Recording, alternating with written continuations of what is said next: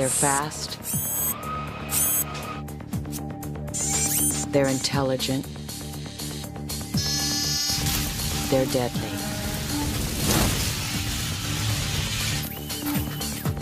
Soon, they'll be everywhere. Robots and living machines are breaking out of the laboratories and stepping into our lives. Will they help us?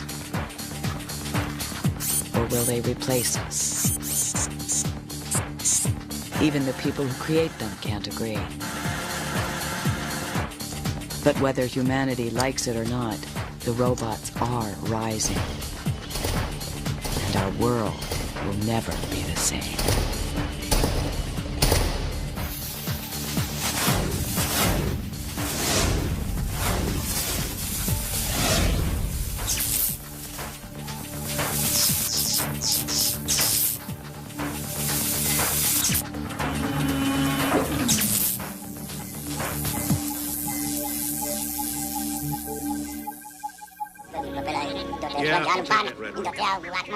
No, not that.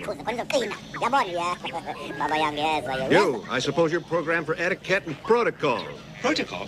Why, it's my primary function, sir. I am well versed in all the customs. That is why I have been programmed. What I really need is a droid who understands the binary language of moisture evaporation. These are the robots of our dreams. Intelligent machines that live to serve. Can you speak Bocce? Of course I can, sir. It's like a second language to me.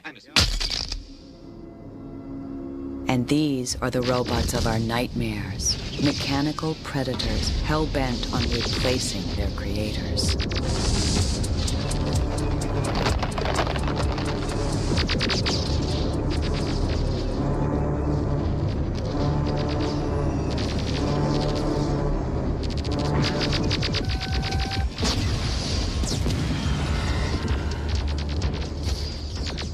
I think the idea of people fearing robots is almost a myth.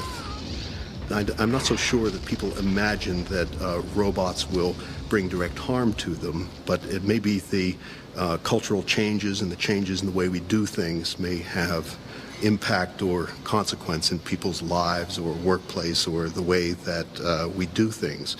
And it's that notion of change that seems to be the great concern.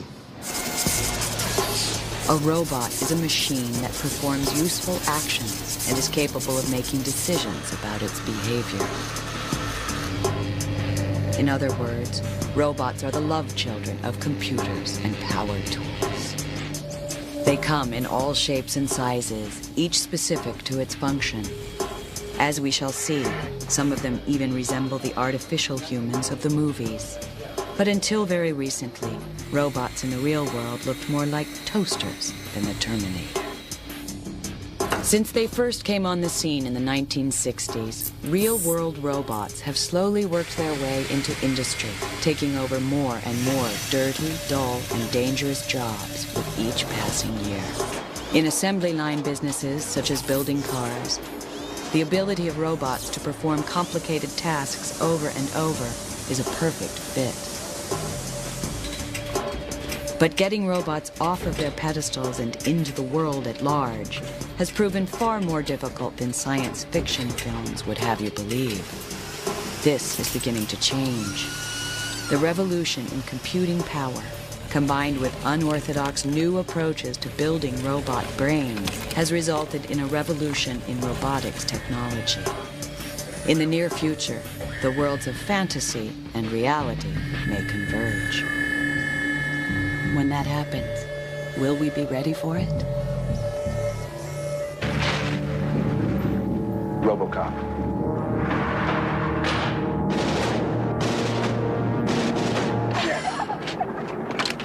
You better back up, pal! Your move, creep.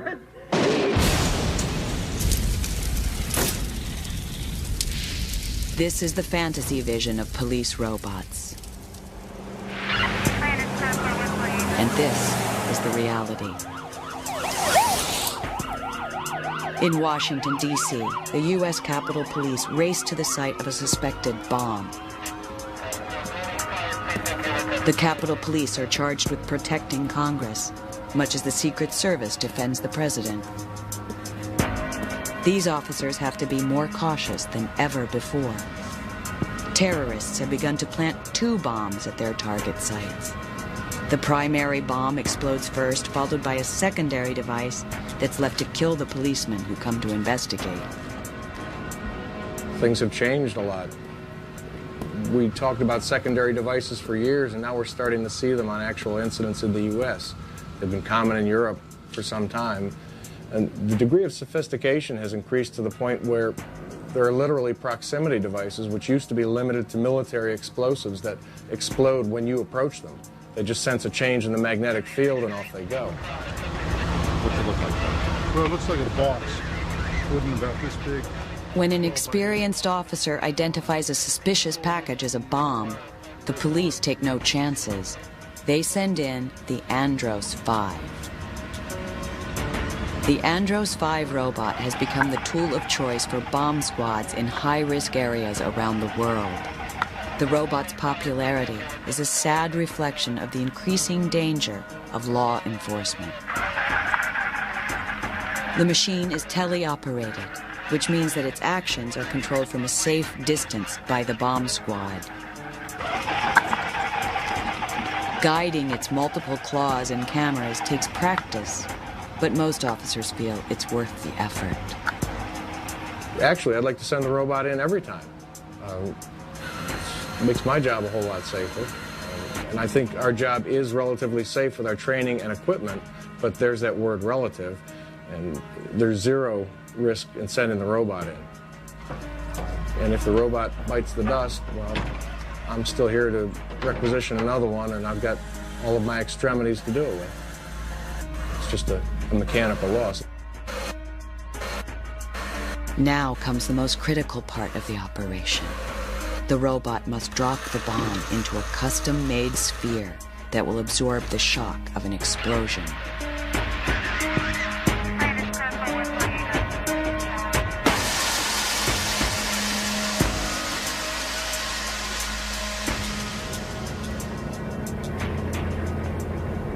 Somewhere in New Mexico, a fighter-bomber has crashed. The military needs to get a nuclear weapon out of the burning wreckage. They send in a robotic Humvee. These are the jobs that robots are beginning to take on. Jobs that literally nobody wants to do.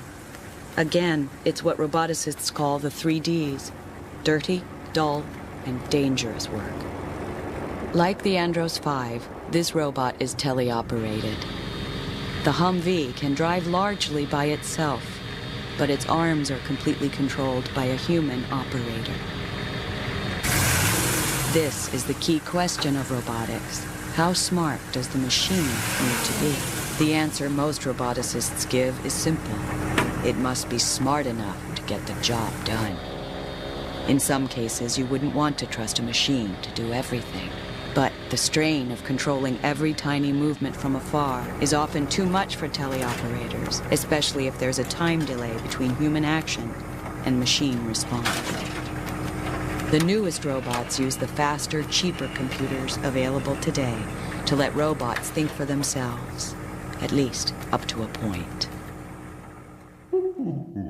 There are 3 basic ways to make robots work. An intelligent teleoperated system has some computerized control at the robot end, but a human makes virtually all of the decisions.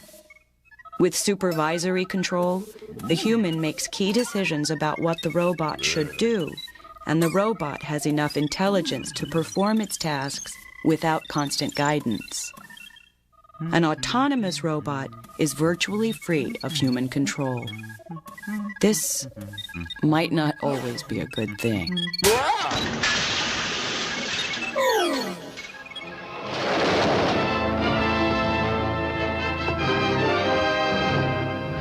Tobor, the most amazing, the most fantastic creation of man's mind. Oh, he looks alive. Tobor, bringing you chills you've never known before. People's perceptions of robots as compared to what they really are is one of the biggest problems that we have to face as roboticists, because Hollywood keeps on perceiving these robots and projecting them as competent, capable machines that will take over your world when you're not looking.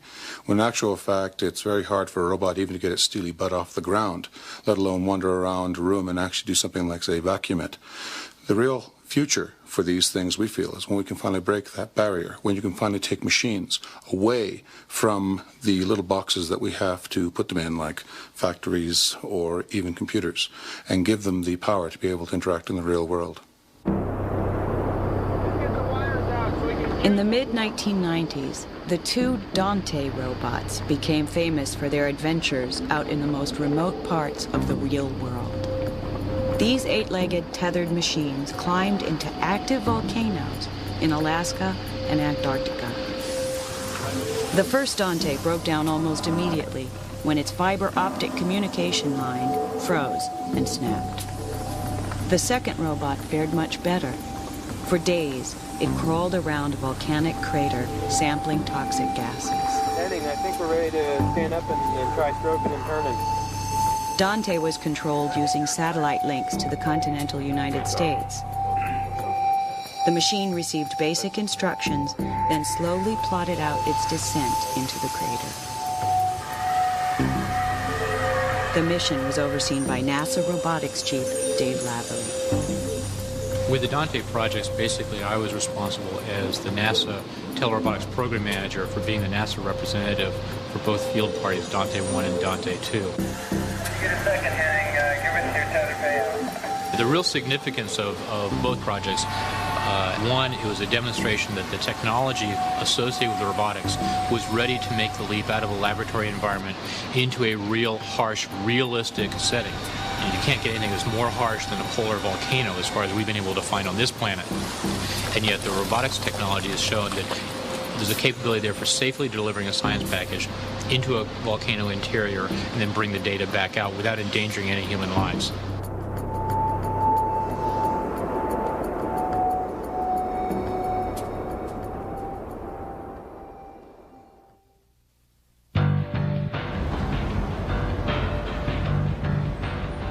Dante was a product of Carnegie Mellon University, the headquarters of one of the major figures in robotics today. Red Whitaker is a former Marine who has made it his life's work to build robots that can function in harsh environments. He is the de facto leader of the top-down approach to robotics, which mimics the way humans, the animals at the top of the food chain, interact with their world. Whitaker's robots are programmed with an advanced knowledge of their surroundings. Every action they take is carefully considered and weighed against an overall plan formed by their computer brains. They are also notoriously big. I've already been thinking ahead to next design on this thing, and something more monolithic, maybe My first 50 robots probably have the rap of being the mega robots, the big guys that Red builds big machines. And whether it's a mouse or a moose, the thing that's important is that it's appropriate to its purpose. I was a little restless in my world, looking for something different and more, and computing was already a little far along. I sought something that would be pioneering, true invention and creation, and also good for decades, and something that would impact, make a difference in my lifetime. I chose robots. The real galvanizing event was taking on development of the machines to clean up the 3 Mile Island nuclear accident, and that experience then set the course of a career. Whitaker's company, Red Zone, has made a full-time business out of building robots that go where humans fear to tread. This is Rosie, a robot that decontaminates and dismantles aging nuclear facilities. In a few days, Rosie will be sent away to tear apart a reactor near Chicago. Rosie costs $750,000. Once she goes into service, she's expected to function without failure. No one will be able to fix her when she's radioactive. Houdini is a red zone robot that works at the Oak Ridge nuclear weapons plant. After lowering itself into a hazardous waste tank, Houdini uses a dozen different tools to scoop up and store away sludge so lethal it could kill most of the life on Earth. Whitaker's robots are very functional, but he will admit they aren't very glamorous. In the early going, things were simple, form, follow, function, and the only challenge was to get a robot to navigate or clean up a nuke setting or to perform an industrial task. Now people actually expect robots to look like robots and to speak like robots. The Ambler robot behind us did in fact think about where it would move, that it would be moving its left foot forward and then crowding the next obstacle to leave room for the right foot to get up and on, and actually to express what it was doing and what it was about. And people actually were enchanted by that. I think that next generation robots have to master that kind of speech and interaction a lot more than their personal status or the weather report, but to really interact in the way that we are right now.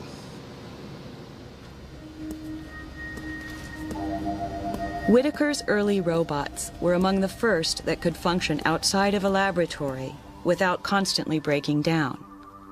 But apart from Whitaker, no one had much luck making robots that could reliably find their way through unpredictable environments. And no one at all could make their machines move quickly. Then along came Rodney Brooks, the inventor of the bottom-up approach to robotics, which mimics the behavior of creatures at the bottom of the food chain. Back in the early 80s, robots were very, very slow. They were connected to mainframe computers. They would compute for minutes at a time before the robot could move even a meter. And if anything changed in the world in the meantime, they were completely lost what was going on. And I looked around at insects, and insects, could fly around at a meter or so per second. They could avoid getting eaten by a bird. They could chase prey that they were after. They could go through mating behaviors.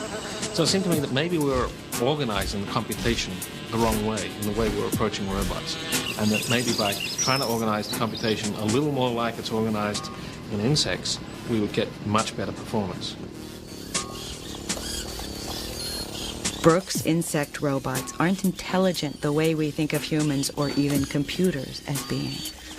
Instead, they operate on patterns of behavior. When you turn them on, they're brainless. But with each step they take, they learn how to adapt to their environments. Rather than having a standard central controller, these robots have separate layers of behaviors that are independent but which communicate. No advanced behavior can start unless the simpler ones are up and running. When I first started talking about these ideas, the only good thing going for me was I had videotapes of robots really doing things that other robots weren't doing. Otherwise, it would have been dismissed as a total flake, and probably would have been a total flake. But because I had some performance, people looked at it and thought, well, maybe there's something there. But there was still a lot of arguments with me and a lot of resistance. Now, over time, people who actually build robots have generally come to accept this approach at the low-level aspects of controlling a robot, and it's become the standard way to operate. Unlike Whitaker, Brooks is not an engineer. His specialty is building brains. The robot's bodies are made by his colleagues and students at MIT. But like Whitaker, Brooks is ambitious and not opposed to making money. Brooks is now chairman of IS Robotics, the bottom-up version of Red Zone. How are the new tracks going? I guess Virtually everyone on staff is an MIT alumnus. They all share the dream of putting a robot in every living room. This week or next week we'll get that set. But right now, many of their robots are paid for by the people who brought you duct tape and the internet, the United States military. The IS concept is to build swarms of small, inexpensive robots that can cover terrain too dangerous for troops to enter. This minesweeper is designed to be carried by soldiers into combat zones. The controls are strictly supervisory. The machine finds its way through the world in the same brainless fashion as Brooks' insect robots.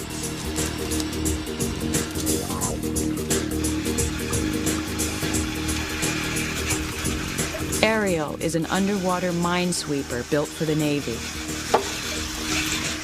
The idea is that before soldiers hit the beach, dozens of these robots will march in and sacrifice themselves on enemy booby traps.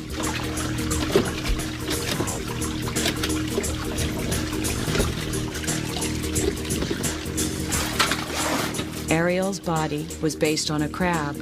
If currents throw it about, it can operate upside down.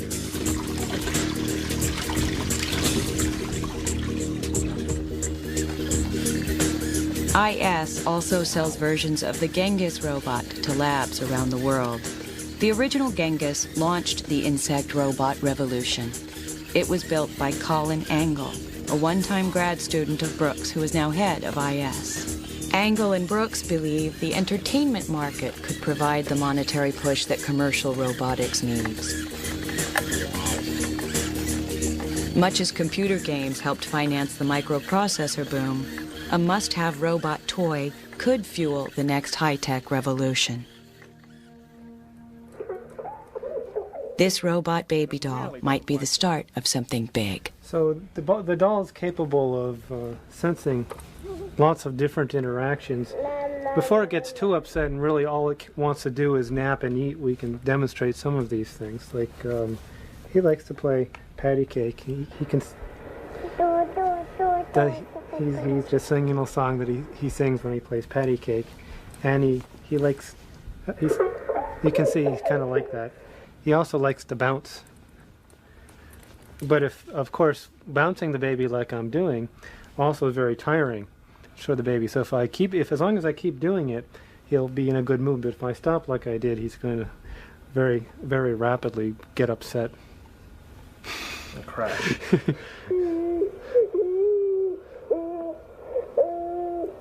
So we should give him his bottle rod. Why don't you demonstrate that? Yes, he's not being real happy right now. Oh, that's better. That's much better.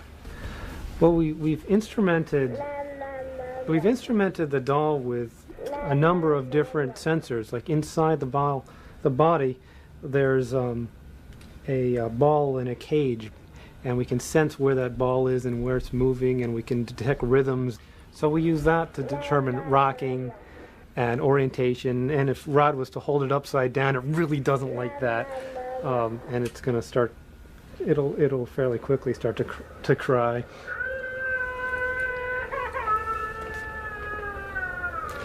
And so that puts in a really bad mood.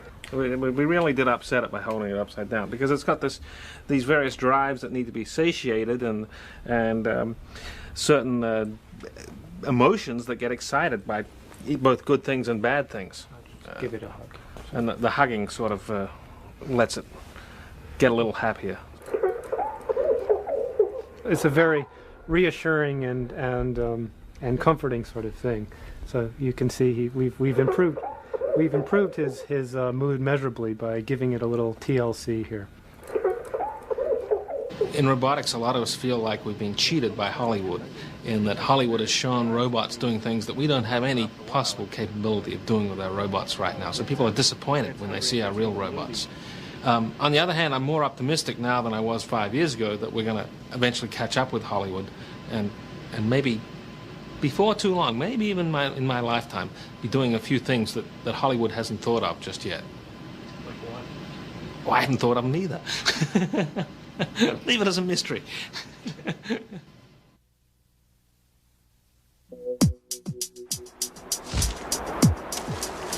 The animal kingdom is filled with millions of different designs for creatures far more capable than today's robots. But as Rodney Brooks has shown, building machines based on lower forms of life is a promising path on the road to the ultimate goal, creating an artificial human. The ongoing miniaturization of computer processors and parts has resulted in the first wave of machine copies of organic life, what science fiction films call replicants. And nobody builds replicants as well as the men and women at the Massachusetts Institute of Technology. MIT's Leg Lab is constructing a motley assortment of replicants, ranging from robotic flamingos to creatures that defy description.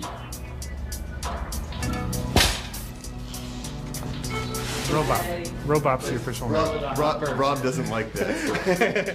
It doesn't really have a name. In our laboratory, how to name the thing. Sort of like naming a child, you know. Okay, here we go. The secret to getting these machines to run, walk, and hop is a combination of nuts and bolts engineering and savvy software writing. This one-legged robot has no onboard computer. It's kept upright by pure physics. But when the robots have multiple legs, they're propped up by something called virtual model control. The machines are tricked into keeping their balance by a simulated spinal cord built into their computer brain. The virtual spinal cord lets this robot, called Spring Turkey, walk on 2 legs. Until recently, this was considered impossible. But the Leg Lab tackles the impossible every day. For instance, Peter Dilworth is trying to bring dinosaurs back to life, working from the skeleton of a troodon. He has painstakingly assembled a 2-legged robot that he hopes will walk and run like the monsters of the Mesozoic. Ultimately, he would like to build a zoo filled with dinosaur replicants. Like many young roboticists, Dilworth's work has been inspired by science fiction. One of the things that really got me interested was this little guy. This is the robotic soldier from Star Wars. The whole idea of seeing these robots in the movies convinced me that it must be possible to actually make them. They look so real, and I felt that, you know, why can't I make that? Why can't I bring that into existence?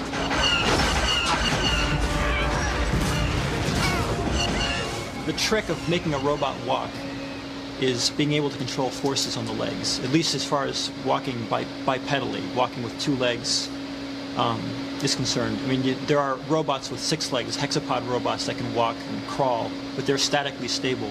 But in the case of this robot, a biped robot, the balance of the robot is much more complex.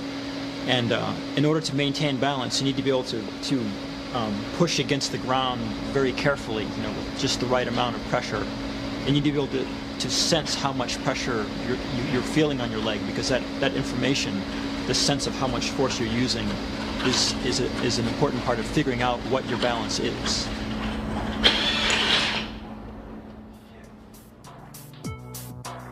Replication doesn't just mean imitating a creature's physical movements. It can also mean emulating the way they behave. Creatures like ants, which are driven entirely by instinct, manage to accomplish great feats by pooling their limited intelligence. Could the same thing happen with machines of limited intelligence? James McClurkin has studied the way that insect colonies function by building robot ants that communicate using infrared devices. The robots signal each other if they find food, and they learn to cooperate to solve simple problems. When you make robots small, you have a lot of advantages due to their size. You can put them places where you can't get larger robots. You could have them foraging around through nuclear power plants, going through pipes, looking for cracks. You could even put them in the human body, use them for surgery. We were being funded 2 years ago to work on surgical robots about this big. They would go through your large intestine and perform surgery. So small robots are good. The only problem is that when you have small robots, they tend to be small. So one of them can't get very much done. You like to have a community of them working together to run around and collect dirt from under your refrigerator or spy in a building. In the building, you'd want, at the very least, all of them to avoid each other, so you wouldn't all end up in the same room. But some of the most promising work in replication is focused on the most diverse forms of life on Earth, the creatures of the sea. Mankind has long marveled at the grace and power of fish, which can propel themselves through ocean waters at great speed with minimal expenditure of energy. Wouldn't it be nice if we could take all of our sophisticated sensors and pack them into something small, fast, and capable of swimming the ocean? Something, for instance, like an artificial fish. This is MIT's Department of Ocean Engineering, the home of Robo-Tuna. The tuna, known as Charlie, is used to study how fish propel themselves through water at great speed.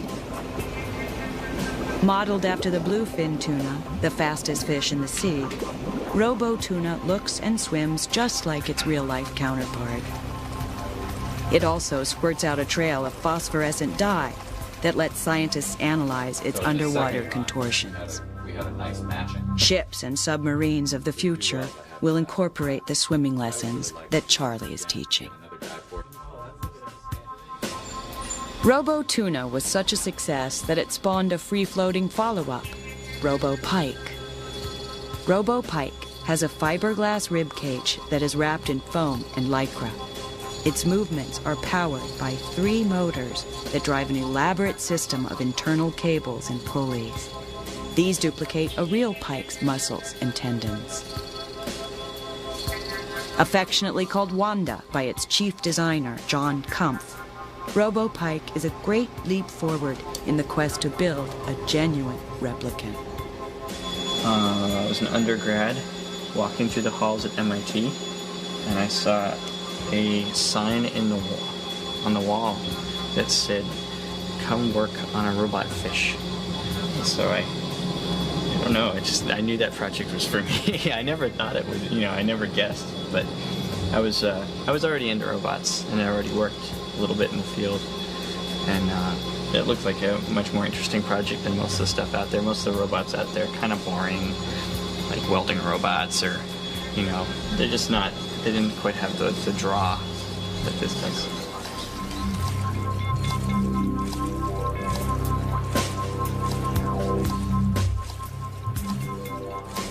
Pipe is going to be used to help us learn about swimming, and eventually we're going to do something like throw it into the ocean and ask it to go follow fish around and tell us what they do. And how come we can't get our craft to go through the water with as little energy as it takes for a fish to do it? I mean, what can they do that we can't, And so part of the mission of the Pike is to figure that out, is to tell us, we can output sensors, and we can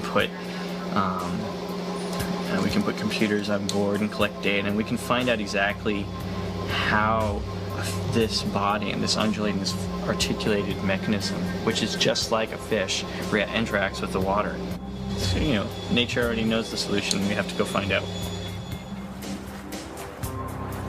On a warm summer evening, John takes Robo-Pike for its first trial swim in Boston's Charles River. When you start to approach a problem like this, you just develop a new respect for what goes into a living creature and how amazingly they're put together and how they're filled with creativity of a sort that, makes you wonder if there really is a God.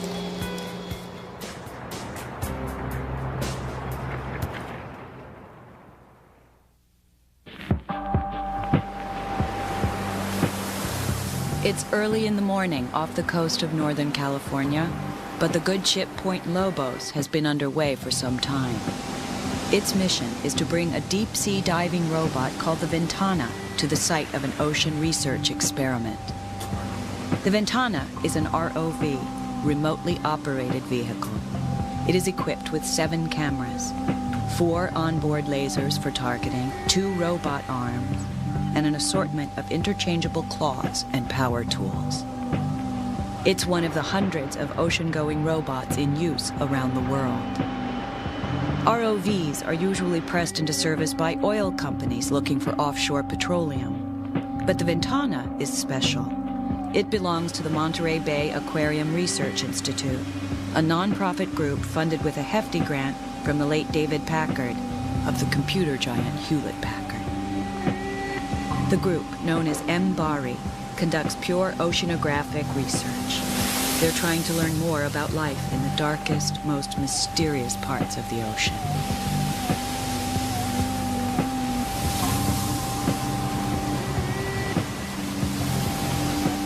The Ventana regularly dives to depths of 5,000 feet, where the pressure is so great it could implode a human being. The pressure problem is compounded by the fact that the robot is an electrical device operating in deep water, so a leak would be catastrophic. Normally, the Ventana goes out on picture-taking missions of ocean life. Today, however, it's installing a scientific instrument in a canyon wall at the bottom of Monterey Bay. Well, see what the lasers are right now? That's our seismometer site, that hole right The there. mission is flown by a crew sitting in the belly of the Point Lobos. Can you hold it here? Yeah, go ahead. Just go ahead and zoom. I want to see how close we are to the wall. Yeah, there you go. That's good. That's not a bad area. Medium oil right away. Well, right now, the ROV is balancing on a rock. So we have 5,000 pounds of vehicle trying to hold station. You can do that? Standing up on, just touching in one place on a rock that's sticking out on the left-hand side here. And while we're balancing on the rock, another pilot is controlling the manipulator. Yeah, see, I can't swing anymore. And trying to. So what do you need me to do? Fly up in there? Cylindrical housing that would hold a seismometer into the Lateral hole. to starboard? Yeah, I need. He's got it. Yeah, it's going. MBARI does not operate any manned submersibles. They believe that robots are the future of deep-sea exploration. Humans will remain safely above water or even on land, while their robot proxies plumb the depths of the abyss. The same approach is being used to help mankind explore another inhospitable region, the black void of space. Santa Monica, California is a far cry from the vacuum of space, or even the surface of the moon or Mars. Yet it's here that roboticists have gathered for a planetary rover roundup.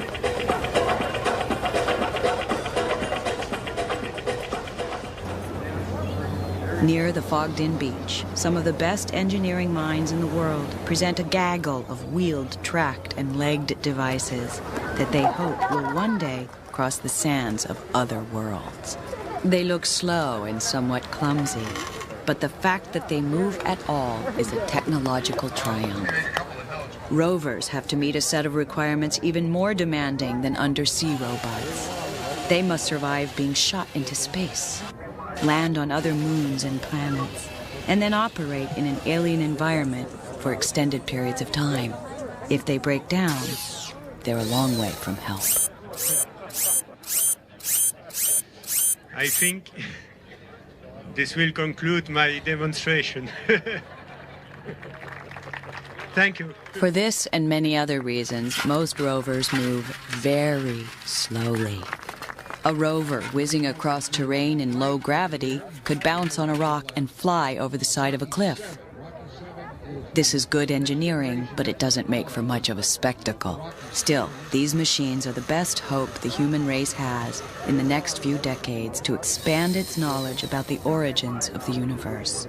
Manned space missions are now considered too dangerous and expensive to mount. Robotic astronauts will have to do our exploring for us. Fundamentally, these rovers that you've seen today, some of them are designed for the moon, but largely we're looking at rovers that are designed to go to Mars. The pan and tilt mechanism. 15 years ago, we were really worried about simple little controls. How could we get it to do this little task or that little task? And today we actually handle most of those. You know, there's a whole realm of things that have to do with obstacle avoidance, which we still worry about, but is pretty well in hand. We pretty well understand how to do it. Now we have environments that are just wonderful for controlling a robot to get and do a task. And partially it's driven by advances in software and especially the advances in computing technology. Being smaller, cheaper, more powerful, lighter, it's just massively influenced what we're doing. vehicle that you see out here now. Robotic explorers have actually flown in space for decades, bringing a set of eyes and ears to places human beings could never dream of visiting. The robotic space pioneers included America's Mariner, Viking, and Voyager, and Russia's Venera and Lunokhod. These celestial emissaries sent back the first close-up pictures of other worlds. They forever changed the way we see the universe. But the early probes had little onboard intelligence. At the time, computers were bulky and slow. Almost all spacecraft actions were controlled from the Earth. The next generation of space robots are smaller and smarter. They have enough brains on board to take orders without second-to-second supervision. Mars Pathfinder was the first of a series of missions that NASA is sending to Mars roughly every 2 years.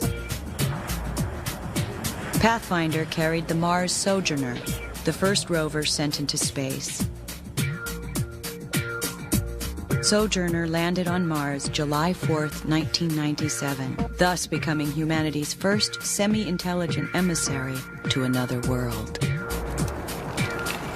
At NASA's Jet Propulsion Laboratory, Rocky 7 is making its way across a rock-for-rock recreation of a Mars landing site.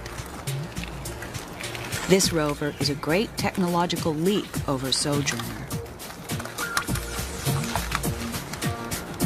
Packed full of sensors and downsized computing power, Rocky is built to do much of its work without constant human guidance. In this case, a NASA controller sends Rocky a message saying, "Take a look at these 5 rocks and get a soil sample." Rocky works out for itself how to get to the rocks and what to do when it arrives. At the end of each mission, it will download its data to Earth, then wait for its next assignment. Eventually, fleets of small, inexpensive rovers could roam Mars and the Moon, paving the way for human pilgrims. Robots have a number of different roles for space exploration. Probably the one that's most significant is to be a precursor for eventual human presence, especially on planetary surfaces. This is the idea where you want to send a robot, for example, to the surface of Mars to do a survey to find out what the chemical composition of the soil of the planet may be, to see if there's a way we can process that soil to get life-sustaining chemicals for the humans to utilize when they get there eventually. Then later on, they can actually be doing surveys for potential human landing sites or even preparation of a human habitat. So basically, a human flight that may come 10 or 15 or even 20 years later will have their house already built, sitting on the surface of Mars, waiting for them to just open the front door and move in and live. This is the Space Systems Laboratory in College Park, Maryland. The SSL is building the Ranger space robot for NASA under conditions that reflect the realities of government budget cuts. Ranger is being largely designed and flown by a small band of enthusiastic scientists and grad students at the University of Maryland. Its parts were bought at hardware stores or handmade by the students themselves. Today, the team is placing Ranger into a water tank for a practice run of a mission it will soon fly in outer space. Serving as a kind of remotely operated auto mechanic, Ranger will float outside the International Space Station, performing tasks such as unscrewing panels and replacing parts. It's designed to reduce the number of hours astronauts have to spend on dangerous spacewalks. After NASA announced Ranger, Japan's National Space Development Agency declared that it had designed a similar robot that would be launched first. ETS-7 is being built by 3 of the biggest companies in the country. Japan wants to beat the U.S. to space with a telerobot for a simple reason: money is at stake. Robotics is a major growth industry, and the Japanese want to hold on to and expand upon their market. Their view is so long-term that corporations are working on the details of using robots to build settlements on the moon within the next 30 years. Rovers are also part of Japan's effort to restake humanity's claim on the moon. Later versions of this unique three-wheel design have a good chance of roaming across the lunar soil, searching for valuable mineral deposits. The US and Japan are in a semi-friendly technological Cold War. Like the US-Soviet race of the 1960s, space is the initial place that this high-profile technology will be put on display. But no matter what nation owns the hardware, the result will benefit us all. The massive streams of data flowing back to Earth from our robots will let us see the universe in a unique, new way. Through the eyes of our spacefaring explorers, we'll know what it's like to float amongst the stars.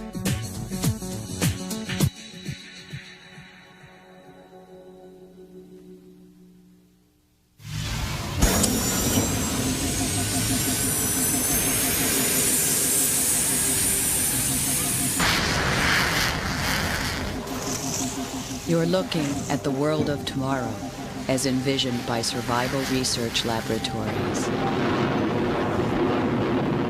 SRL is a San Francisco-based performance art group. Their malevolent machines spurt napalm and battle to the death before audiences across the world.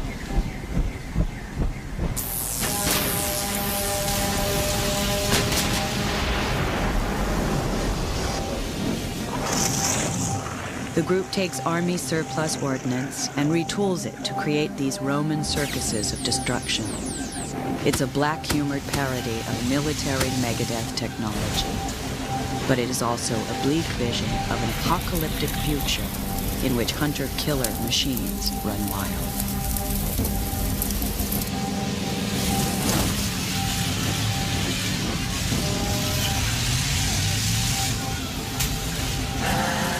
In the wake of the high-tech carnage of the Gulf War, it's not difficult to imagine that this cybernetic slaughterhouse could soon be duplicated in real life. But at the moment, battlefields ruled by autonomous robotic predators lie in the distant future.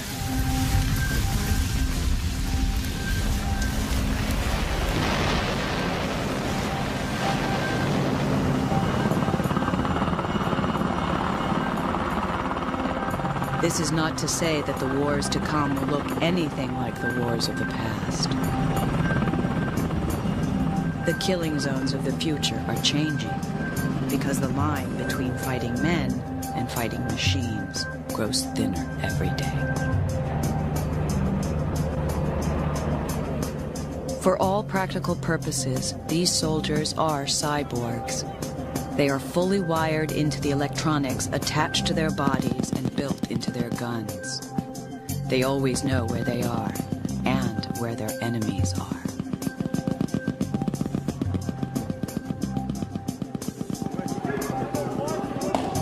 Information is now a lethal weapon.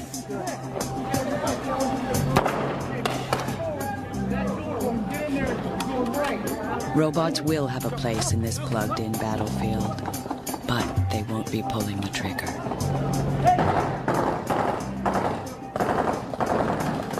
The idea of autonomous or even semi-autonomous killing robots is extremely difficult to imagine for a variety of reasons. It's difficult to imagine even very advanced future robots being able to develop the sort of flexibility and cunning that a human being would be able to exhibit, the ability to address and deal with novel situations and unforeseen circumstances.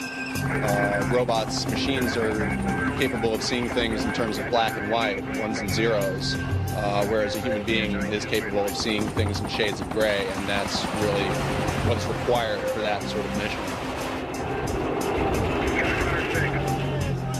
Military tradition is another barrier to putting killer robots on the battlefield. Since the dawn of civilization, great armies have been built around the skill and spirit of their fighting men. The idea of handing over the waging of war to machines does not sit well with professional soldiers. For this reason, most military robots today are unarmed spies.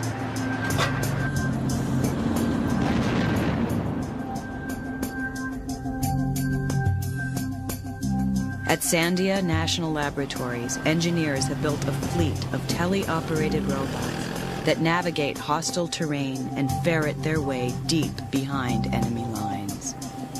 Most of these machines are intended for use as scouts, ground equivalents of spy satellites or reconnaissance planes. Miniature rovers have their place here, too. Their small size gives them access to areas that human spies find hard to penetrate.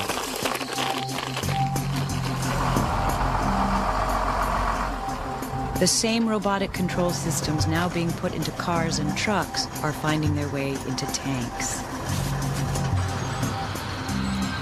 Supposedly, these will be used as decoys, though it's not hard to imagine a fully armed, tele-operated tank rolling across a battlefield. The army, of course, isn't talking. Sandia's Fire Ant is a tele-operated robot with fangs.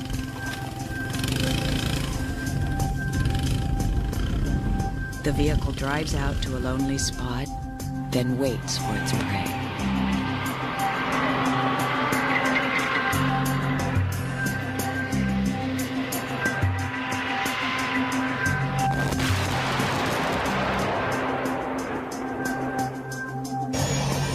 Unmanned flying robots are increasingly common in today's Air Force. Drone planes have flown since the Second World War, but today they're flying at all altitudes, often for days on end. Here, too, their primary mission is collecting intelligence. They provide continuous real-time information about the battlefield. But the best-known flying robot is also the deadliest. Since their introduction in the 1950s, cruise missiles have proven themselves easily as lethal as the Terminator, and perhaps a bit smarter. They can fly at rooftop level for hundreds of miles. They make decisions about their course, changing direction as they encounter obstacles. And they are notoriously proficient at finding and fatally striking their targets.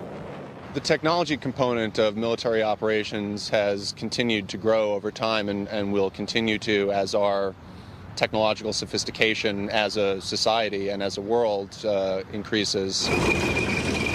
That does not suggest, however, that the future battlefield will be empty of human beings and wars fought by machines against other machines.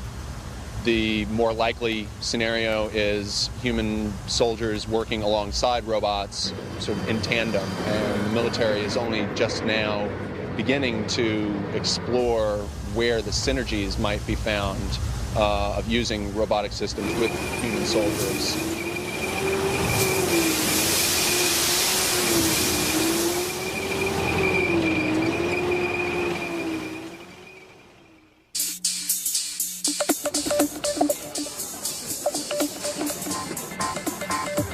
The Sega Joypolis is a two-story, state-of-the-art arcade in Tokyo's Shinjuku district.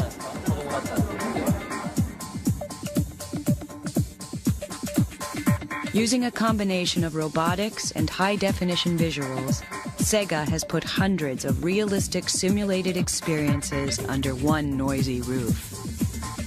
For most of us, entertainment is the first place we will have up-close and personal encounters with new robotic systems.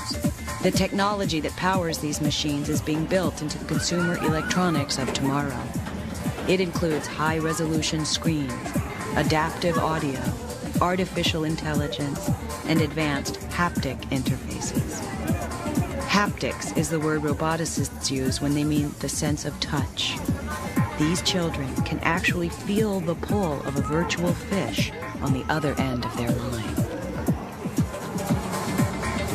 The key to Sega's success with these simulators is the way that real-life objects are integrated into an artificial world.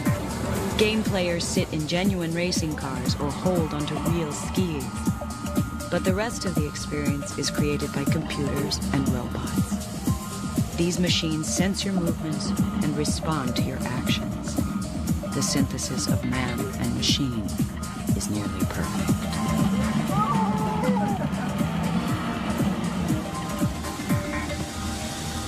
All of this has been made possible by the ever-increasing power of computer processing. This plant makes Pentium processor chips for Intel.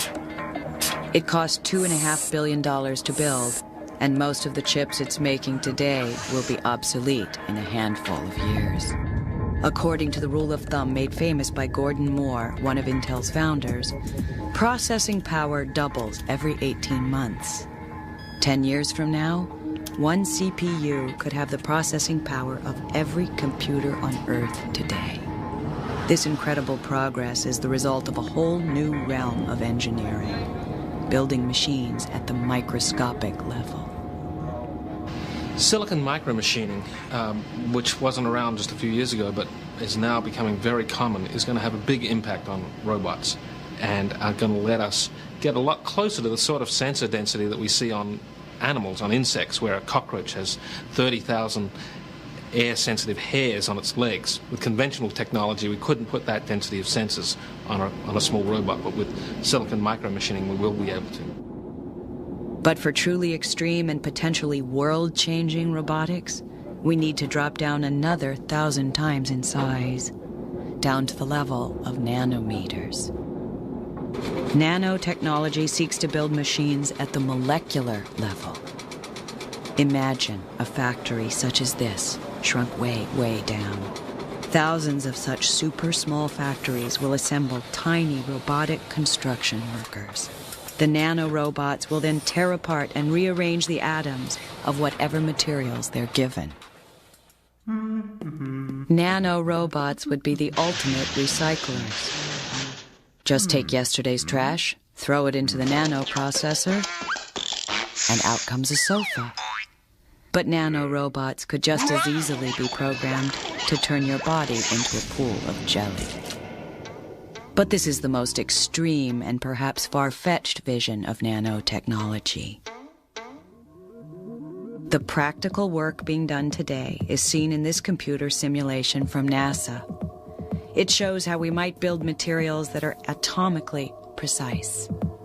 This would result in lightweight, super strong metals, plastics, and even diamond-hard surfaces that could revolutionize everything from medicine to space travel.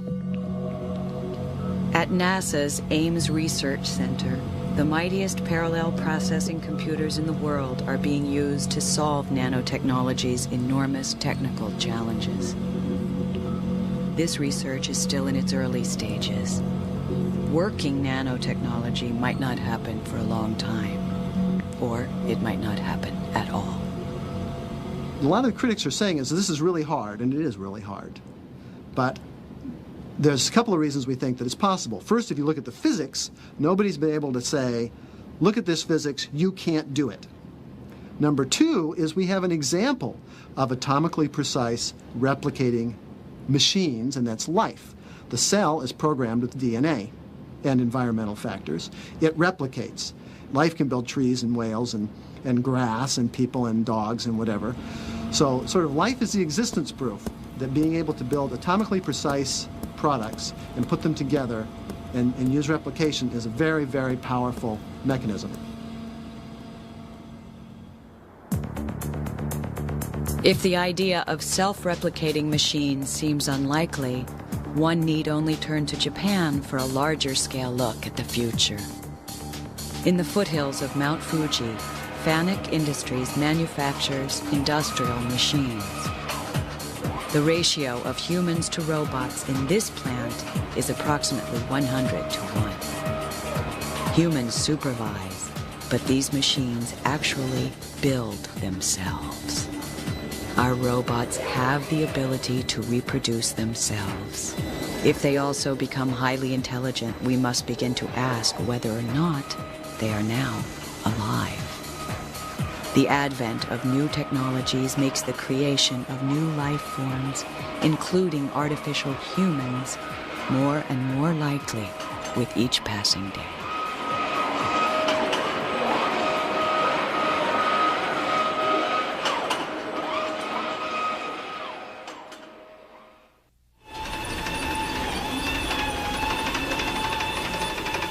All over the world, robots are moving out of the laboratories and into our lives. Say here. I just stopped to say hi. But for some roboticists, these pragmatic designs are just small steps along the path to the Holy Grail, the creation of an artificial human.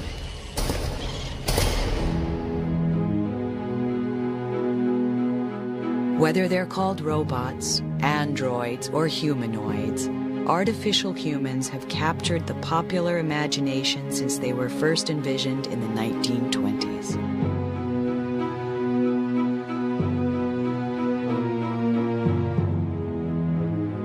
Typically, humanoids are cast as soulless embodiments of the mechanical age, symbols of our dehumanization.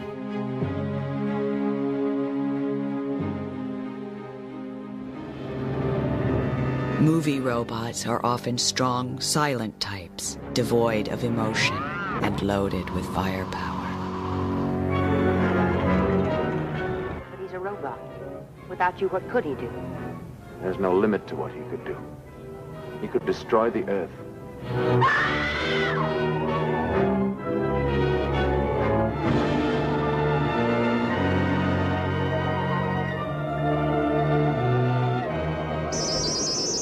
But a few friendly faces have worked their way into popular culture. You must come along now, Arthur.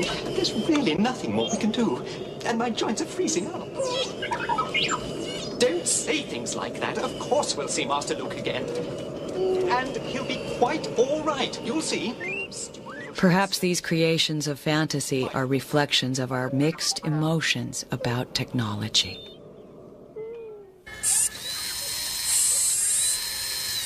Building a humanoid in the real world is a lot harder than the movies make it look. And putting brains in the package is harder still. But we seem compelled to try. For centuries, our curiosity about the intricate machinery of life has driven us to create mechanical versions of ourselves.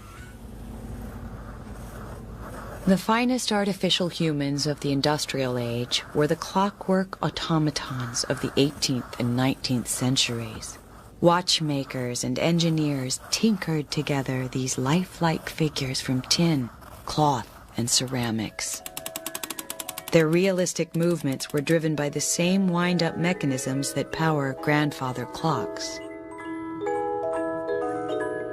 Automatons were usually built for entertainment, but some believed that if they built exact replicas of human beings, and they imbued their replicas with the power of movement, their creations might just come to life. All right, now, Electro. Electro was a mechanical man built by Westinghouse. His appearances at the 1939 World's Fair made him the most influential humanoid of the 20th century. Why, he's almost human. If he wasn't so big, I'd take him for an engineer. Now, Electro, a moment ago you were bragging about being able to count on your fingers. Do you remember that? Well, we're going to find out about that. Now, do you remember how many children were born at the same time to a certain family up in Canada? Do you remember that? All right, let's see if you do. Count them on your right hand. 1, 2, 3, 4, 5. 5? Well, that's absolutely correct. How can he do all those things, Jim? He's full of motors, gears, cams, and photoelectric cells. You could fill a book with all the electromechanical principles involved in the thing. All right. The robot appeared intelligent, but in fact its actions were dictated by an electric eye that triggered preset responses. And folks, he's only 2 years old, too. Just learning. Since the days of Electro, mechanical men and beasts have become entertainment fixtures. In films and in theme parks such as Universal's Jurassic Park ride, robots have reached a frighteningly high level of realism.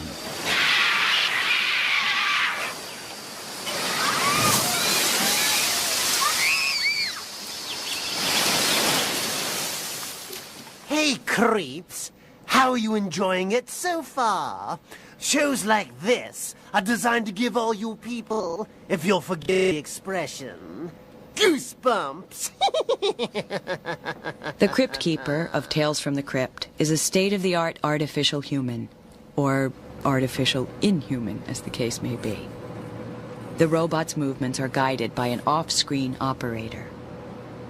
A cage around the operator's head contains sensors that track the movements of his head and face. The robot mirrors his actions. You know, kiddies, I have a great deal in common with the Phantom of the Opera. The Crypt Keeper's dialogue emerges in a convincing way from its silicone lips, thanks to sophisticated software and dozens of mechanical muscles buried beneath its skin. Hey, what's going on up there? The Crypt Keeper was built by a California company called AVG. AVG started out as a maker of industrial robots, specifically machines that sewed up car upholstery. But after creating a few androids for the movies, they left the dull side of robotics behind for the glamour of Hollywood. Now AVG builds entertainment robots for museums and amusement parks around the world. The company has designed creatures of all shapes and sizes. Unlike the robots you'll find at NASA, these machines aren't assembled in sterile laboratories. AVG's humanoids start out as plaster casts. This is a mold for a prehistoric woman being created for a Japanese museum. The white goop being painted on a cast of her arms will quickly turn into soft silicone skin. Eventually, that skin will be stretched over a robot body, similar to this humanoid's. He's called Mr. Tech, and unlike conventional robots, he's powered by air pressure, not electricity. Having air for blood makes his movements smooth, and it makes him less prone to breaking down. In the world of theme parks, where humanoids run through set routines thousands of times a year, reliability is essential. But Mr. Tech is really just an actor, playing a limited part from which he can never deviate. Will we ever build a humanoid that can think for itself? Can we build machines that not only look like humans, but behave like humans? As is often the case in robotics, opinions differ. But in the United States, and especially in Japan, engineers and scientists are making significant progress in the quest to create an artificial man.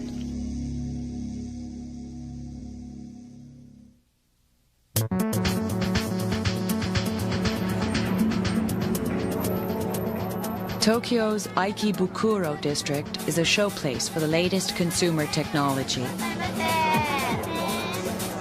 Here, hundreds of thousands of devices are sold at bargain prices to consumers with a seemingly bottomless appetite for the newest, fastest, and most elegant machines.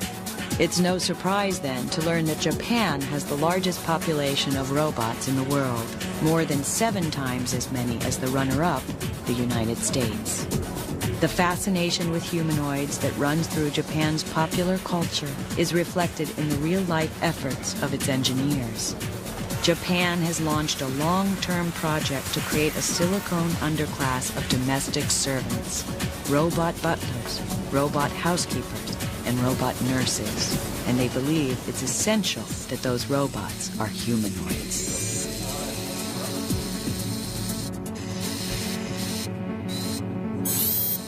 This is Ality 2. It was built at Tokyo's Waseda University.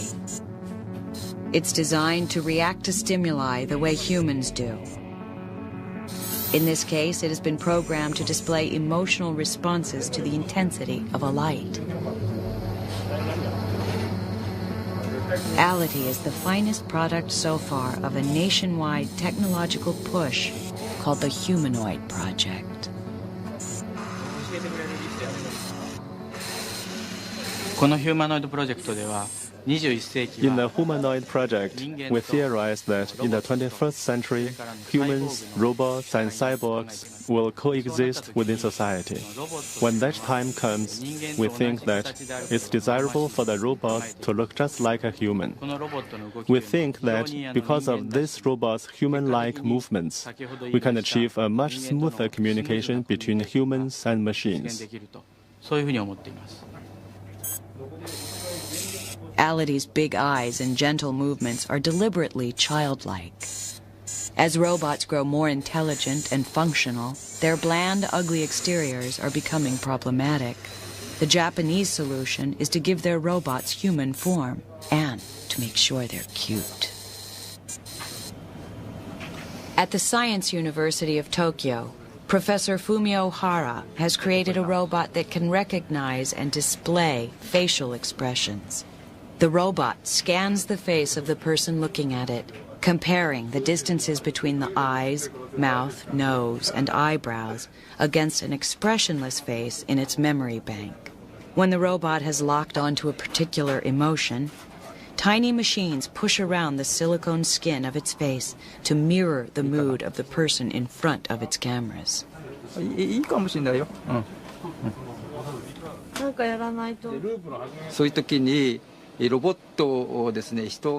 This project was started in order to improve the relationship between humans and robots by improving robots' facial expressions. If robots are not easily accepted by people, especially by older people, they cannot work for people.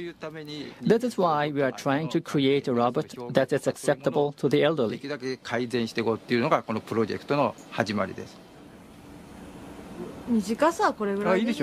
When everything is working correctly, the face robot can reflect 6 emotional states. Today, the robot is only willing to show surprise and sadness. Okay. Surprise. Large eyes, a little bit mouth open. Okay. Sadness. Okay. Yeah. Halfly closed eyes. That is a sad face. Hara's success with this prototype has created enough excitement to generate $3 million of funding for an upgraded descendant. His next goal is to give the robot a voice. Work on a mouth robot, complete with tongue, is already underway. Of course, there's more to life than having a pretty face. It also helps to have a strong, well-coordinated body. The grace and power built into the animal kingdom has inspired engineers for millennia, but we have only begun to understand how to replicate the ingenious designs of the natural world. Until recently, the seemingly simple act of walking on 2 legs has been an unbreakable barrier for humanoids. But at Waseda University in Tokyo, that wall has been shattered. This bipedal walking robot goes by the name of Wabian. It's another creation of the Humanoid project. Hi. Wabian can walk short distances without support. But he also weighs 600 pounds, so his student minders aren't taking any chances.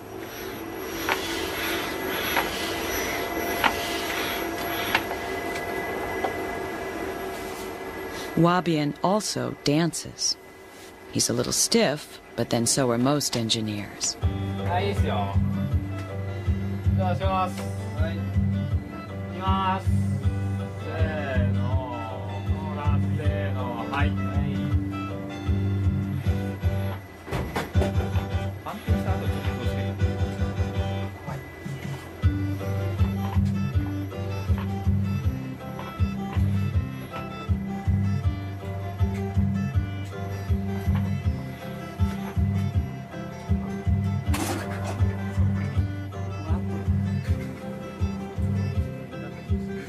The basic theory behind the machine's springing gait has found its way into the most advanced humanoid on the planet, another product of Japan.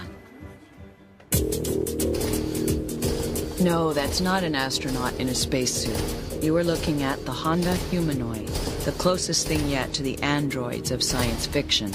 The Humanoid sees through twin cameras in its helmet. Its backpack contains its power supply and computer brain. The result of a top-secret, 10 years and counting effort by the Honda Motor Company. The Humanoid does things that until recently even the most ambitious roboticist would have thought impossible. It can walk across this corporate lobby without banging into the potted plants. And more significantly, it can safely negotiate this flight of stairs. The Humanoid controls its own walk, but its hands are remotely operated. It is intended to work alongside humans in the factories of the future.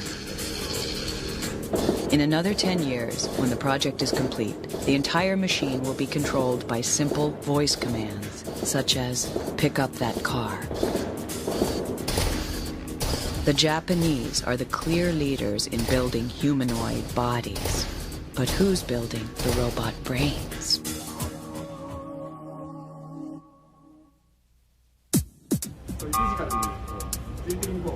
When it comes to putting brains inside the box, all eyes turn to the Massachusetts Institute of Technology's Artificial Intelligence Lab. Since the 1960s, the lab has been the center of machine learning. It's here that the one-time bad boy of the artificial intelligence world is attempting to bridge the gap between mind and body. As the pioneer of bottom-up robotics, which emulates insects and other creatures at the bottom of the food chain, Rodney Brooks might seem the man least likely to build a humanoid. But to Brooks, the creation of an artificial human is the ultimate challenge. We'd spent about 10 years developing insect-like robots. The next logical step for me would have been to build a robotic reptile, maybe, and then after that a small robotic mammal, and then maybe a dog-sized mammal, and then maybe an ape-like, and then maybe a human. But each of these has taken 10 years, it seemed to me. It took 10 years for insects. I could see my own mortality come up, so I thought I should try and jump some levels.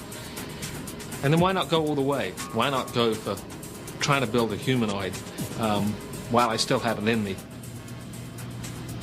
This is our robot Cog, which is designed to be like a humanoid, or like a human, and have the same sort of bodily shape and form as a human. It's got eyes up here which should respond to motion right now. It's looking to see when something moves, and then it tries to reach out to it.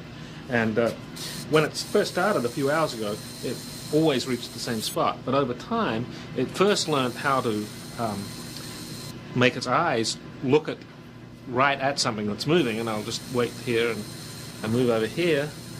Then it looks over to where I'm moving, and now it's going to try and reach out to that. So when it first started, it didn't really know how to look at motion, and it didn't really know how to reach for that motion, but over time it's learnt those two things. Much as a human child, an infant, learns over the first few weeks of life how to coordinate its eyes with what it sees, and then how to coordinate its stubby little arms and reach out towards things. The arm, by the way, is not a conventional robot arm. We've modeled it very much after the human arm. In the human arm, we have springy muscles. Here we've got springs built into the system, but they're virtual springs rather than physical springs. And so we can control the stiffness of the system.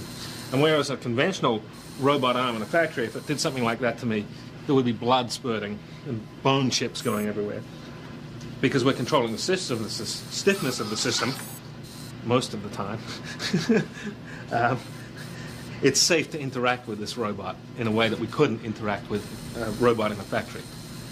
Cog was built to test an intriguing theory that there's more to intelligence than just having a brain.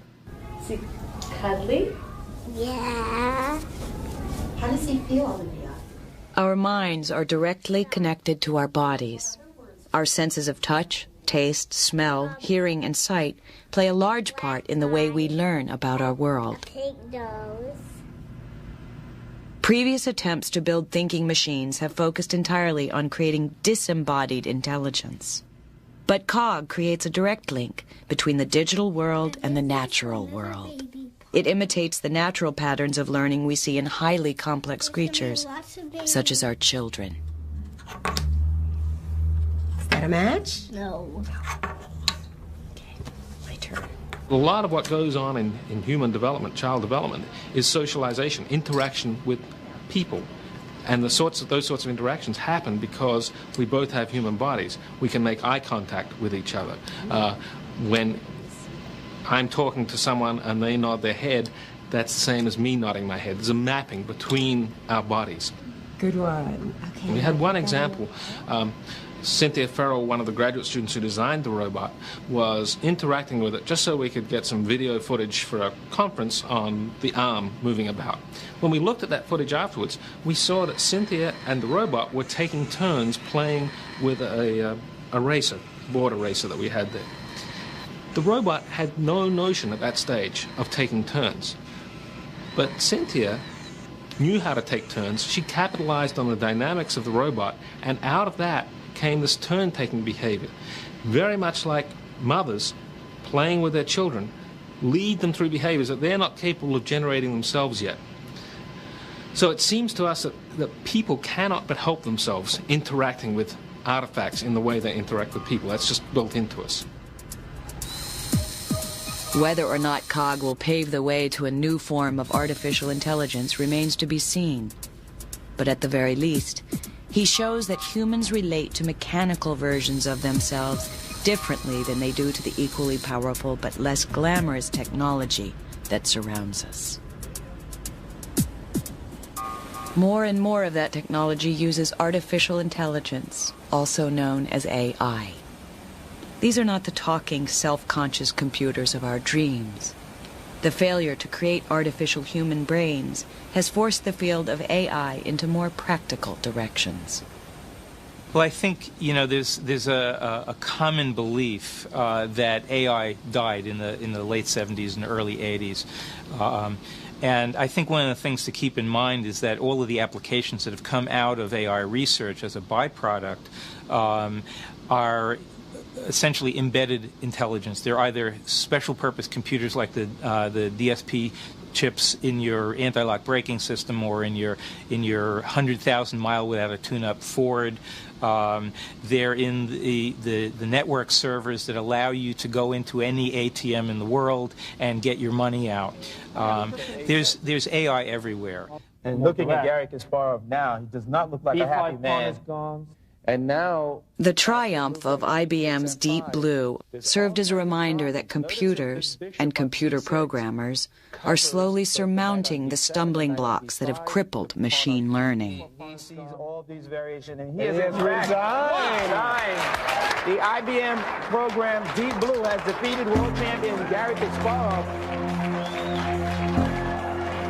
Deep Blue is technically not artificial intelligence.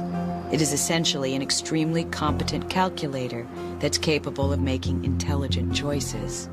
But whatever you call it, the fact remains that it defeated the finest chess player alive. Apologists for the human race may argue that without consciousness, Deep Blue is still no equal for human brains. But the point was not to equal all human functions. The point was to outperform a human at a very specific task, and the machine succeeded. At a time when computer processor power is still exponentially increasing, it seems clear that our creations are gaining ground and going past their creators. There is a great difference between building an extremely clever computer and a machine that is self-aware. But do we really want machines to be able to contemplate their mechanical navels? As science fiction movies have preached for years, machine consciousness is not necessarily a good thing. This is the voice of world control.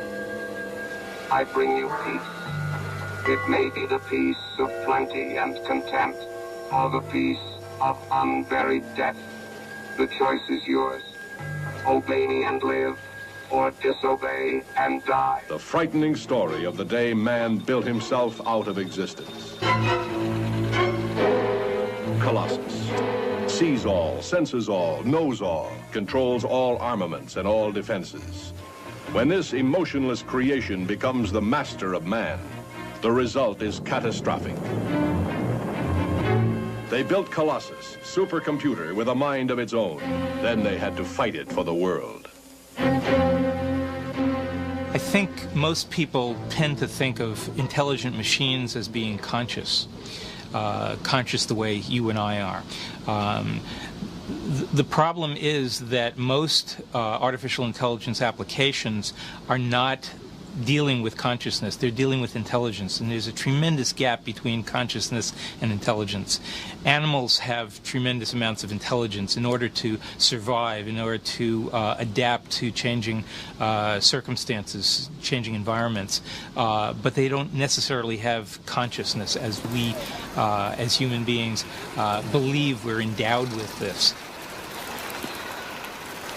Human brain function has proven harder to imitate than the pioneers of artificial intelligence believed. The 100 billion neurons in our brains are hardwired into our bodies in a way that still baffles researchers.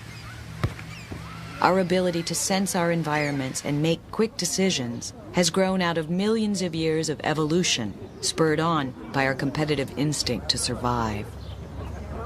Would it be possible to accelerate machine learning by building emotions and a survival instinct into their programs? Or should we accept the fact that machines think in a completely different way than humans? And perhaps that's all for the best.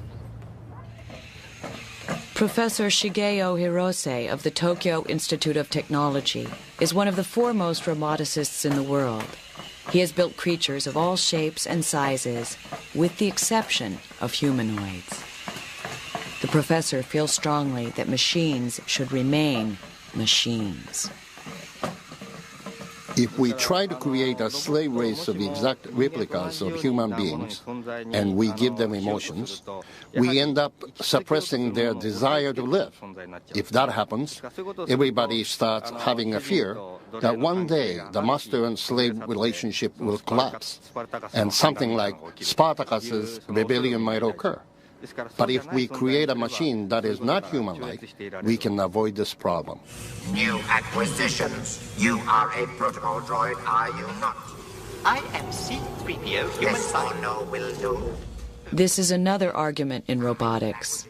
If we create intelligent machines, do we have the right to treat them as slaves? We have been without an interpreter since our master got angry with our last protocol droid and disintegrated him. Disintegrated?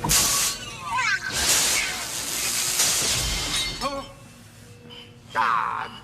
There's a big difference between intelligent robots and human beings if they're both working for you as slaves.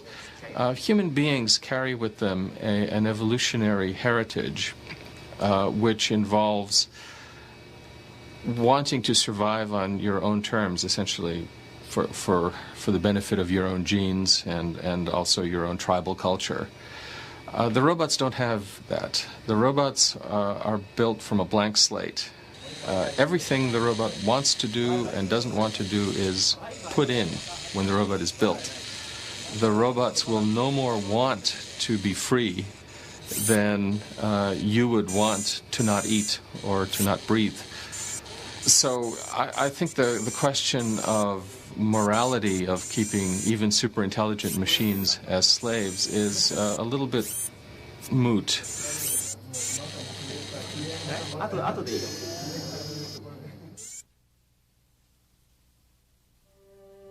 A little family out for a walk. What do you expect? Wild robots must be free. In the remote reaches of New Mexico, a band of scientists are taking a wildly different approach to the problem of robot intelligence. They are attempting to use the young science of chaos theory to create living machines. This is the robotic face of a field called artificial life. Dr. Chris Langton is considered the father of artificial life. He builds simulated organisms inside his computer and watches them evolve.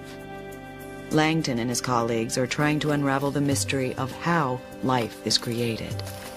The molecular biology of the last 40 years or so has given us a very good understanding of how the lowest level bits and pieces of biological organisms work. What we do not have a very good understanding of yet is how all of those pieces work together to form one big organism. Computers have really given us the tool to understand how a whole organism is synthesized. Yeah, it's meant for desert terrain. This is not the world's prettiest design, but it certainly is effective. The mechanical insects created by engineer Mark Tilden and physicist Brossel Haslager are the first machines to apply the theories of artificial life to robots. These machines are all reflexes and no brains. Unlike conventional robots, they are not driven by digital technology. Their spark comes from the analog patterns of nature. How many transistors on this? A total of about 60. So there's barely enough on this thing to make a good, decent radio. The interesting thing between my technology and other types of roboticist technology is based upon the digital versus analog design aspects. My devices do in 12 transistors what many people can't do in 12 computers. Now, why is this? Well, let's take a look at the biological data. There's not a single living thing on this planet that has a digital computer as a brain. They all have analog systems. Yet what we've tried to do in a lot of things, like everything from artificial intelligence to even conventional robotics, is try and mimic analog processes in the digital domain. Well, this is sort of like the speed of light limit. I mean, we're already approaching that with our technology. The chances that we are also approaching the analog limit in digital technology means that I think that we are not going to be able to make competent full robot bodies that use just strictly digital electronics. So I started doing all my evolution exactly upon that sort of basis. I started out with the simplest possible analog creature I could, and I have evolved from that device, from one creature up to over 200 interactive living machines, as we call them, inside my Robot Jurassic Park. And that is my basic philosophy. And the technology that comes from that is because the robots evolve these things because they need them, not because I programmed it in. This is Walkman. Now Walkman, okay, I'm going to turn off Walkman now. When Walkman started up, you notice he staggered for a fraction of a second, and within a step and a half, this animal learned to walk. And this thing is not a toy in the sense that if it bangs into an object, it will adapt and try to find a way out toward a target, let's say a source of light. It does this with no computers. It does this with a very small number of transistors. These are machines that are close to alive, as close as any machine has ever come to being alive. They're survival platforms. Their only purpose in life is to survive, and so they are amazing animals. And I call them animals because after a while you get to think of them as alive. And so Walkman, which is in free space, doesn't do anything very interesting, but as soon as it comes in contact with the world, I can grab Walkman. I can, unlike most robots, I can touch him. I can try to stop him from walking. He'll fight me. He adapts. He begins to change his gait. You can see his structure turning. He completely changes his behavior. So depending on the external world completes the architecture of this machine. He's now completely annoyed, and he wants to get out of my hand, so he's flashing his lights to see where I am. Walkman and its cousins are driven by simple urges. They're often solar-powered, so they seek out the life-giving rays of the sun. They are also inexpensive and relatively easy to build. Most of their parts are scavenged from discarded personal stereos, pocket calculators, and children's toys. Their low cost makes them expendable, but putting them out of action is easier said than done.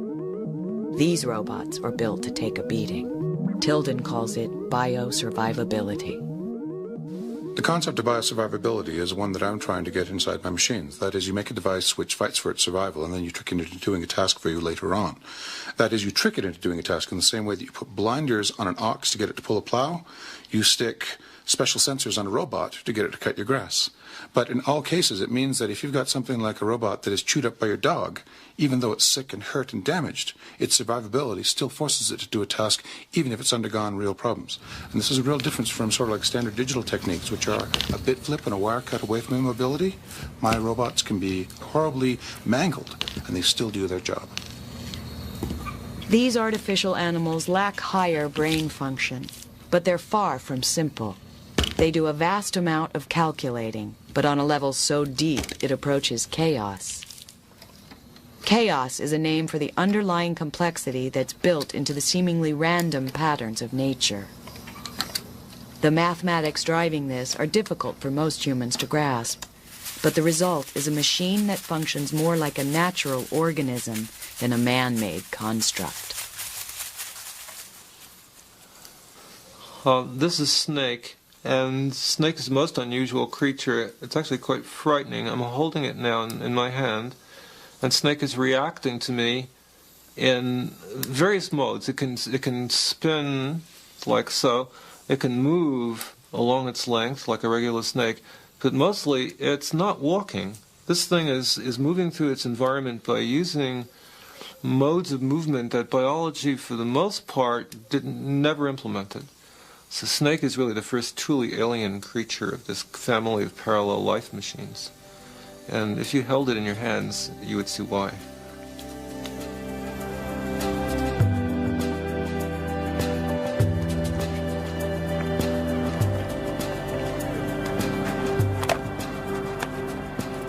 One of the critical arenas in which I think artificial life is really going to contribute is in understanding the way in which biological machines are engineered as opposed to the way that we classically tend to engineer machines.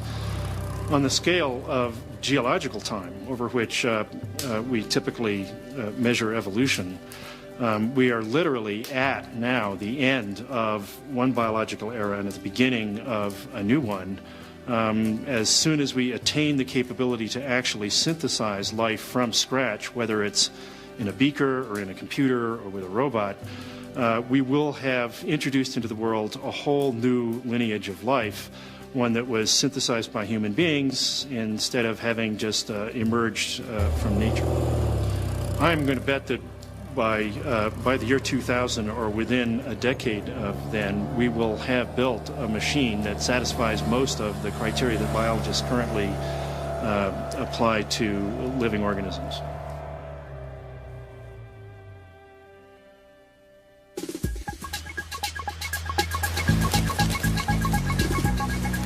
At the beginning of a new millennium, humanity finds itself hurtling into a wired world where intelligent systems are integrated into every part of our daily lives. But what path will robots take?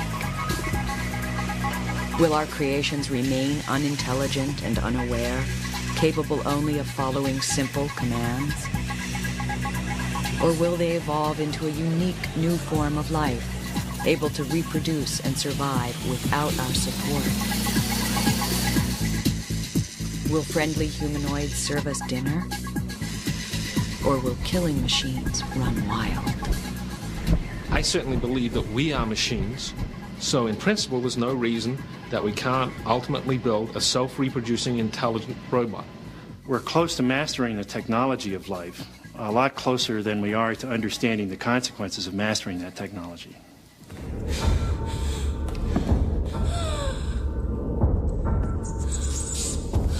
We always think that, oh my goodness, it's going to go after Sarah Connor. But in actual fact, there is never going to be, in the general environment, robots that are smarter than we are. We are always going to be able to trick them or stop them.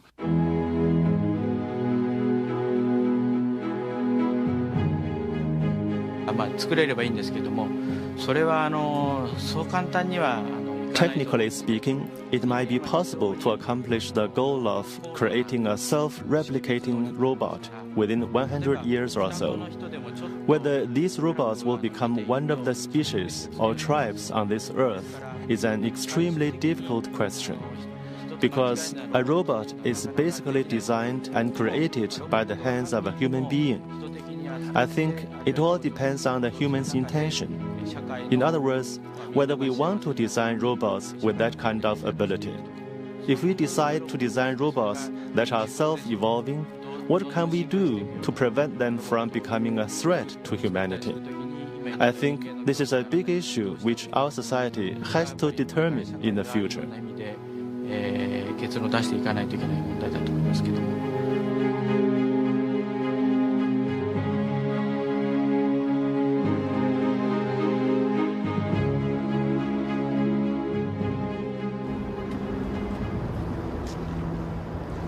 At Pittsburgh's Carnegie Mellon University, Hans Moravec has been studying the consequences of robotic evolution. Moravec feels that humanity is at the brink of a golden age, and we had better get ready for it. I've compared the progress of robots and computers with the evolution of biological intelligence and come to the conclusion that it's going about 10 million times faster, and that we're just at the beginning of the vertebrate stage, effectively. But because of the pace, we can expect a machine that can not only model its world, but can reason abstractly about it. And that machine, I think, is comparable to human beings. In fact, in some ways, it will undoubtedly be much better than human beings, because it'll do those things better that we do very, very poorly. For instance, arithmetic, but also logical reasoning of long chains of reasoning, and also communicating and sorting large databases and so on. So what we'll have is a machine that can get around the world about as well as we do, but that can basically think better than we do. And at that point, human beings are on the verge of obsolescence. This plant in Japan is nearly completely automated. Moravec believes that when our robots can design and build themselves, all industry will look like this. Eventually, we'll all be unemployed. But there's a bright side. If the super competitive companies staffed by these robots are taxed, we will all be born rich from a kind of cybernetic social security. A world in which the robots are doing all the work and, in fact, straining their superintelligence to try to please us better, to sell us products so that they can pay their taxes, I think will not be quite as strange as it sounds, because it's not so different from the world in which we evolved in for a period of several million years, when we lived in tribes of hunter-gatherers. Because at that time, essentially, there was an automated economy working for us. It was called the ecology. And our activities mostly consisted of going out into that ecology and getting the things we needed for our lives, especially food. Shopping is not that different from hunter-gathering. But for now, robots are confined to menial jobs, and some insist they'll stay there. The fear that we're going to create a race of super intelligent, super smart, super powerful androids that will take care of everything and put everybody out of work is a ridiculous concept. I mean, I think that what's going to happen is we're going to not be competing with the androids. The androids are going to do the things that androids do best. People are going to do the things that they do best, which may just be watching more television, surfing the World Wide Web. There's going to be all sorts of different looking robots depending on what their task is. There'll be robots embedded in our houses watching us, making some decision and doing something based on those decisions. And they won't appear anything like the way we think about robots today. I think there'll be other robots which will have human form and which we will be interacting with, because if the hypothesis is right, that it takes the human body and those sorts of experiences to be like a human, all the other robots will be aliens to us. They won't be things we can relate to. The only ones we'll be able to relate to are the ones which have humanoid form.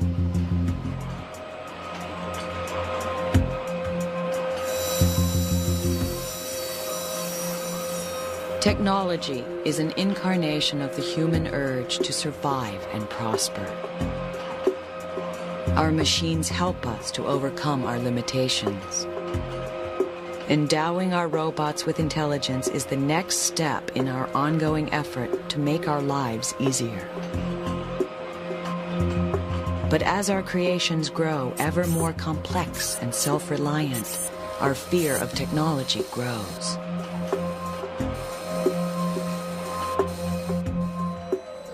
We surround ourselves with high-tech tools,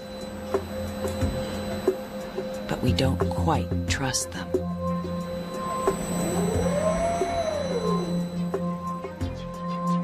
But living machines, even artificial humans, may turn out to be less alien than airplanes or television sets.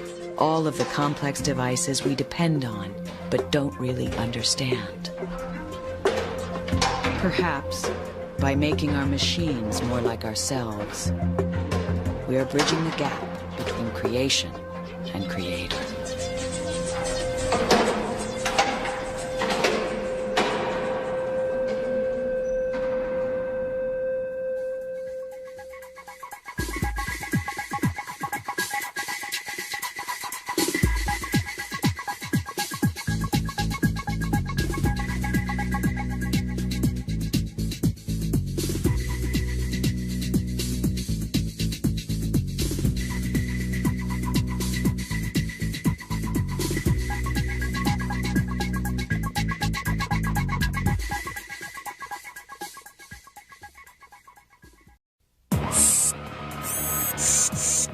They're fast.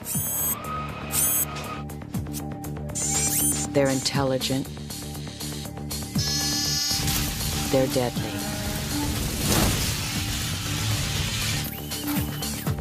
Soon, they'll be everywhere. Robots and living machines are breaking out of the laboratories and stepping into our lives. Will they help us? Or will they replace us? Even the people who create them can't agree. But whether humanity likes it or not, the robots are rising.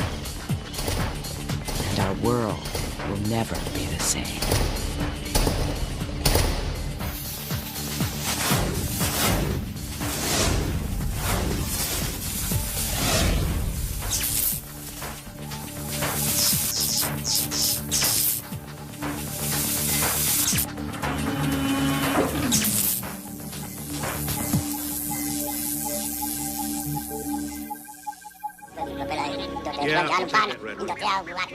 No, not that one. You, I suppose you're programmed for etiquette and protocol. Protocol? Why, it's my primary function, sir. I am well versed in all the customs. That is why I have been programmed. What I really need is a droid who understands the binary language of moisture evaporation. These are the robots of our dreams. Intelligent machines that live to serve. Can you speak Bocce? Of course I can, sir. It's like a second language to me.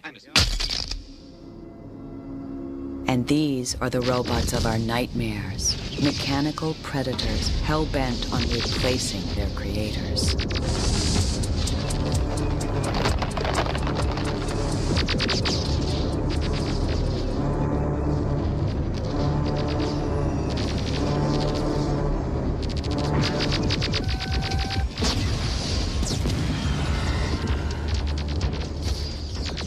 I think the idea of people fearing robots is almost a myth. I'm not so sure that people imagine that robots will bring direct harm to them, but it may be the cultural changes and the changes in the way we do things may have impact or consequence in people's lives or workplace or the way that we do things. And it's that notion of change that seems to be the great concern. A robot is a machine that performs useful actions and is capable of making decisions about its behavior. In other words, robots are the love children of computers and power tools. They come in all shapes and sizes, each specific to its function. As we shall see, some of them even resemble the artificial humans of the movies. But until very recently, robots in the real world looked more like toasters than the Terminator. Since they first came on the scene in the 1960s, real-world robots have slowly worked their way into industry, taking over more and more dirty, dull, and dangerous jobs with each passing year. In assembly line businesses, such as building cars, the ability of robots to perform complicated tasks over and over is a perfect fit. But getting robots off of their pedestals and into the world at large has proven far more difficult than science fiction films would have you believe. This is beginning to change. The revolution in computing power, combined with unorthodox new approaches to building robot brains, has resulted in a revolution in robotics technology. In the near future, the worlds of fantasy and reality may converge. When that happens, will we be ready for it? RoboCop.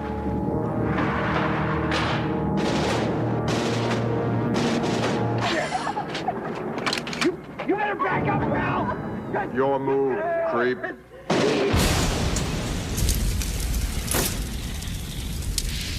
This is the fantasy vision of police robots. And this is the reality. In Washington, D.C., the U.S. Capitol Police raced to the site of a suspected bomb. The Capitol Police are charged with protecting Congress, much as the Secret Service defends the president. These officers have to be more cautious than ever before. Terrorists have begun to plant 2 bombs at their target sites.